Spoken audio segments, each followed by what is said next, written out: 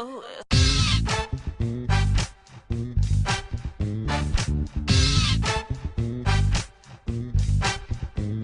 Welcome to MBA Pod TV. I'm your host, Dilany Fernando.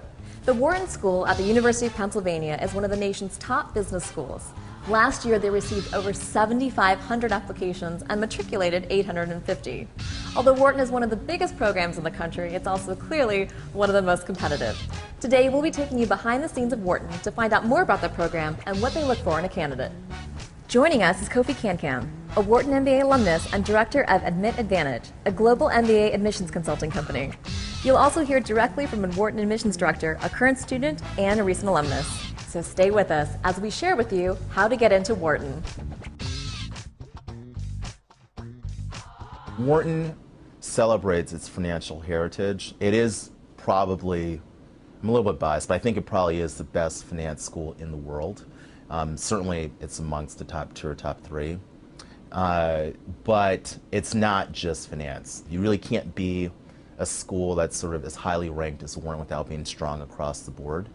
So marketing is really significant at the school, the marketing major.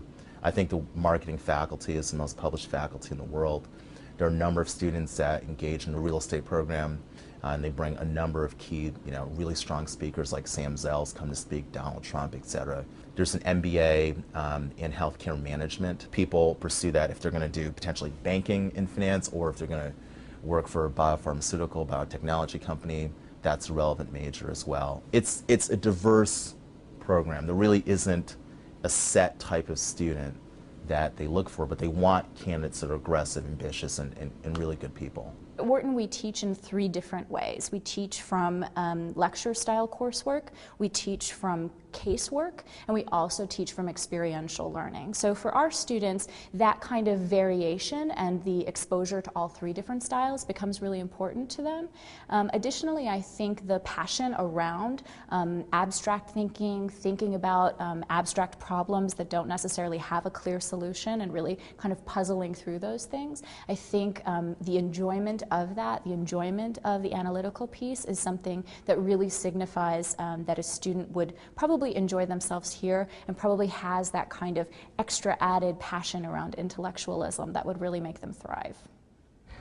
Wharton itself is extremely fast-paced, and it's a lot. The way it was described to me was kind of drinking out of a fire hose, and that's definitely true.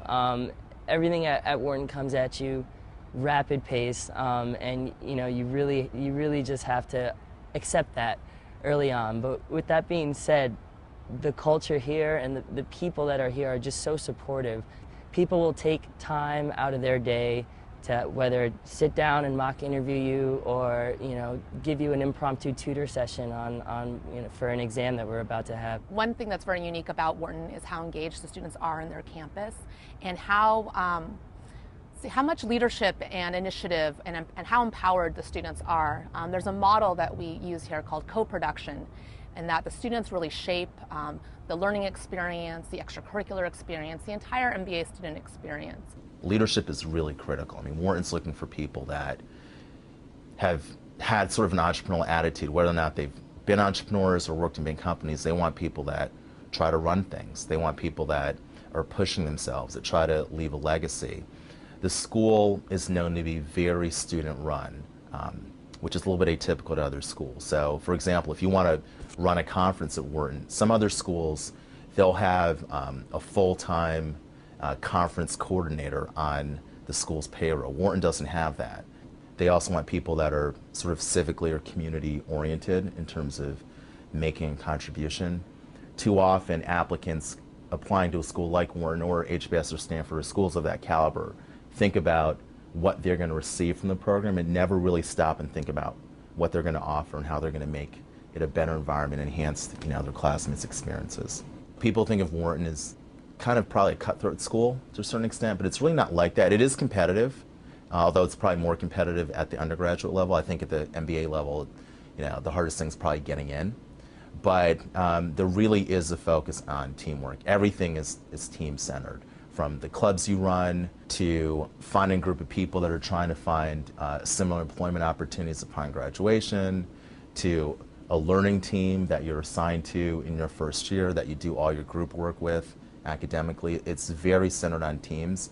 And I think you'll see that sort of the essay questions we're asking this year have a lot of team dynamic elements for that purpose. They want to see how people react in teams. They don't really want lone wolves. It's not that kind of environment. I tried to highlight that I was someone who was coming from a nonprofit sort of social change background, and I was someone who's committed to returning to that in the long term. And I did kind of specifically point that out. I knew at the time that I was applying that Dean Tom Robertson had just come on board, and it was something he really cared about making Wharton a place where students were trained to be a force for good.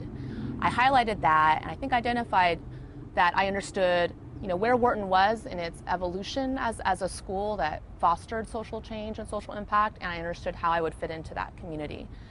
I also, I think, highlighted the amount of experience that I'd had and the diversity of the experiences that I had. For example, I did choose to write some of my essays about some of the extracurricular activities I did, mentoring underprivileged children in Washington, D.C. And I think that was one way to show that not only was I a passionate, leader, great team worker and manager in the workplace, but that I also definitely had a passion for empowering young people and education, even outside of work. Of course, no one is perfect. We all have things that we wish were stronger on our application. Maybe it's your GPA or your GMAT or a few extracurriculars you wish you could throw on that resume. Believe me, you're not the only one. Let's hear more about this from Catherine Bozzella.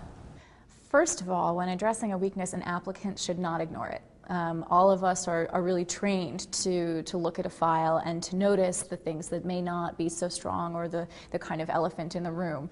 If the applicant doesn't address it head on, it's usually not a smart move, because the admissions committee then has the kind of imaginative power to assume that the mistake might have really had a big impact, or that the reason the recommender isn't included in the file is because they really felt their current boss doesn't like them, or something along those lines. So we really always want students to tell us directly what the weakness might be, so they show good self-awareness by acknowledging it and by taking it and really making it into something purposeful in the application. That said, I think students are a little bit misguided at sometimes when they think about, oh, my GPA wasn't so perfect, or this aspect of my file really feels probably like it's not good. Well, I think that the misconception is that we're looking for perfect students. We're not. We recognize that mistakes, if they've been handled well, if you've learned from something, that knowledge can really be an exceptional addition to the classroom experience here at Wharton. So I think by tackling something head on, by really explaining what happened, showing us how you've learned from it, we can also then see how you would bring that learning into our community, and sometimes that can be a real strength instead of a weakness. Before you actually tackle any application, you probably should list a set of the leadership characteristics that you have that you can credibly demonstrate. So when you think of leaders that you respect, they usually have some unifying characteristics. And so as an applicant, you should really think about what you can obviously show in your background. So maybe it's being a great communicator, maybe it's being innovative, maybe it's being adaptive, maybe it's being able to make decisions with limited information. Maybe it's being community service minded. You want to think of those traits and really make sure they're emphasized across your essays, across your recommendations, and across your interviews. And then you want to think of stories, experiences, and accomplishments which showcase those traits. And a good application will have a mix of personal and professional stories. So it won't just be things you've done at work. It might be, leading some sort of religious center, mentoring a kid, dealing with a family emergency. We had a gentleman we worked with a few years ago who had to become the man of this family because his dad got cancer when he was in high school. And the dad ended up passing away, and the student in college had to move back to New York and basically become the man of the family, work 30, 40 hours a week. And he wrote about that, how that really shaped his experience and gave him a certain laser-like focus that he didn't have before. And that was the focus he was bringing to his career currently and what he was going to do after school. So there are always opportunities to bring these things in, but typically you want to think about the leadership characteristics, and you want to bring in some personal stories as well, not just corporate work stories. Thanks for spending time with us, and I hope you've learned a little bit more about Wharton and how to create a strong application. That's it for this episode of NBA Pod TV. I'm your host, Dilany Fernando. Visit us at NBApodcaster.com to register for weekly audio and video shows. Join us on Facebook and Twitter to keep up to date with the latest news and insights on your MBA application process.